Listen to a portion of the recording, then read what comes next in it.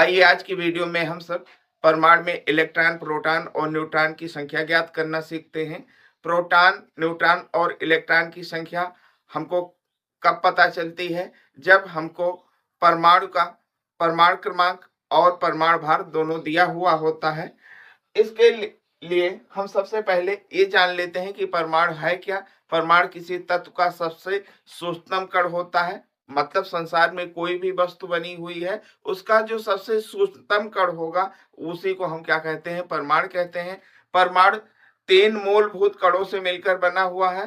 पहला इलेक्ट्रॉन, दूसरा प्रोटॉन और तीसरा न्यूट्रॉन होता है, जिसमें प्रोटॉन और न्यूट्रॉन उस कण के नाभिक में पाए जाते हैं और इलेक्ट्रॉन उस नाभिक के चारों तरफ बनी निश्चित कक्षाओं में चक्कर लगाते रहते हैं। इलेक्ट्रॉन, प्रोटॉन और न्यूट्रॉन की संख्या ज्ञात करने के लिए हमको इन 3 महत्वपूर्ण सूत्रों को याद रखना होगा। परमाणु क्रमांक बराबर होता है इलेक्ट्रॉनों की संख्या, इलेक्ट्रॉनों की संख्या बराबर क्या होता है? प्रोटॉनों की संख्या। और तीसरा द्रव्यमान संख्या या परमाणु भार। द्रव्यमान संख्या को परमाणु भार भी कहते हैं, परमाणु भार को द्रव्यमान संख्या कहते हैं। ये बराबर होता है प्रोटॉनों की संख्या प्लस में न्यूट्रॉनों की संख्या। आइए, जैसे यहाँ पर हमारा क्या लिखा हुआ है? कार्बन लिखा हुआ है। यहाँ पर हमने 6 लिखा, ये हमारा क्या हो गया? परमाणु क्रमांक। जान लेते हैं, अगर किसी तत्व का इस तरीके से इंडिकेशन है तो आप जान जाएंगे कि परमाणु क्रमांक कहाँ होता है, परमाणु भार कहाँ होता है। यहाँ पर लिखा हुआ है तो इसको हम कहेंगे परमाणु भार, परमाणु भार कहेंगे। ये कभी कभी ऐसे भी लिखा हो सकता है, इस तरीके से लिखा होता है, कभी कभी इस तरीके से भी लिखा होता है। मतलब जो नीचे की संख्या होगी वो उस तत्व का परमाणु क्रमांक होती है और जो ऊपर की संख्या होती है उस तत्व का परमाणु भार होती है। यहाँ पर हमारा एक सवाल लिखा हुआ है, एक तत्व का परमाणु क्रमांक 17 है तथा परमाणु भार 35 है, तो परमाणु में इलेक्ट्रॉन, प्रोटॉन और न्यूट्रॉन की संख्या ज्ञात करना है। तो हम पहला फार्मूला लगाएंगे, परमाणु क्रमांक बराबर इलेक्ट्रॉनों की संख्या। हम लिख लेंगे परमाणु में इलेक्ट्रॉन की संख्या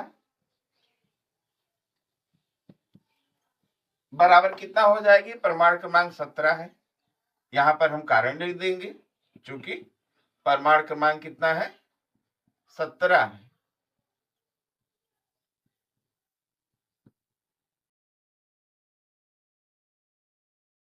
फिर कह रहा है कि इसमें प्रोटॉनों की संख्या बताओ, तो इलेक्ट्रॉनों की संख्या बराबर प्रोटॉनों की संख्या, इसलिए प्रोटॉन की संख्या कितनी हो जाएगी? ये भी 17 हो जाएगी। एक बात ध्यान देना, किसी भी परमाणु में जितना इलेक्ट्रॉन होता है उतना ही प्रोटॉन होता है। इसी कारण हमारा जो परमाणु होता है वो उदासीन होता है। इसको सक्रिय बनाने के लिए हम इसको बाहरी ऊर्जा देते हैं और इसके इलेक्ट्रॉनों को हम या तो निकाल लेते हैं या इसमें और इलेक्ट्रॉनों को डाल देते हैं, जिससे परमाणु सक्रिय हो जाता है। फिर ये तत्वों का निर्माण करता है या किसी यौगिक का निर्माण करता है। यहाँ पर हमारी प्रोटॉन की संख्या कितनी हो गई? 17 हो गई। अब हमको न्यूट्रॉन की संख्या ज्ञात करनी है, तो हम ज्ञात कर लेंगे किस आधार पर? यहाँ हमारा क्या दिया हुआ है? परमाणु भार। हमने आपको तीसरे सूत्र में बताया है कि परमाणु भार बराबर प्रोटॉनों की संख्या प्लस में न्यूट्रॉनों की संख्या। तो हम यहां पर लिख लेंगे परमाणु भार बराबर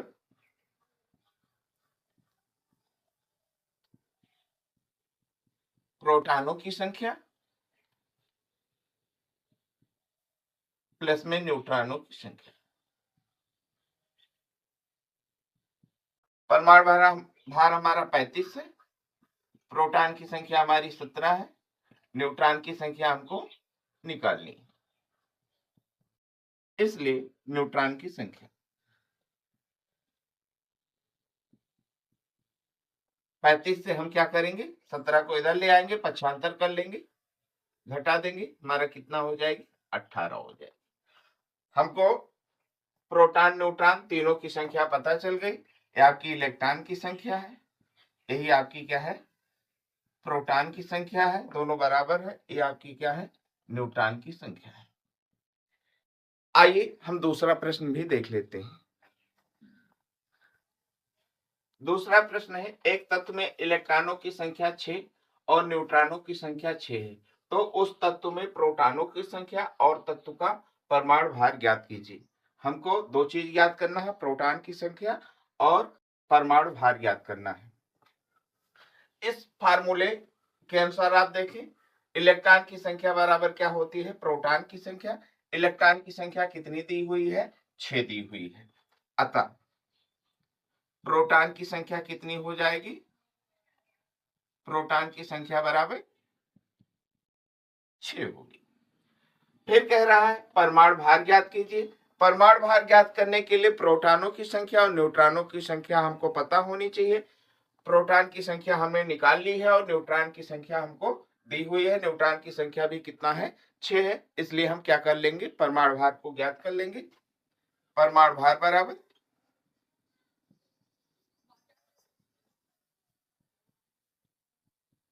प्रोटॉनों की संख्या प्लस में न्यूट्रॉनों की संख्या।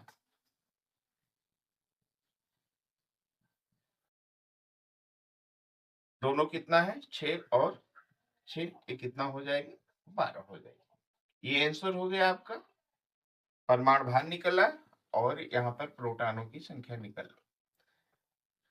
इस तरीके से हम किसी तत्व का अगर परमाणु क्रमांक और परमाणु भार दिया हुआ है तो हम प्रोटॉन, इलेक्ट्रॉन और न्यूट्रॉन की संख्या ज्ञात कर सकते हैं, या इलेक्ट्रॉन, प्रोटॉन, न्यूट्रॉन की संख्या दी हुई है तो हम उस तत्व का परमाणु भार और परमाणु क्रमांक ज्ञात कर सकते हैं।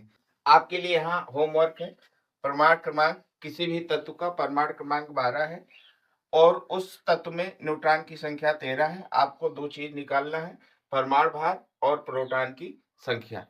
आप सिर्फ कमेंट के द्वारा इसका आंसर रिप्लाई कीजिए, जिसका उत्तर सही होगा उसके आंसर को पिन किया जाएगा।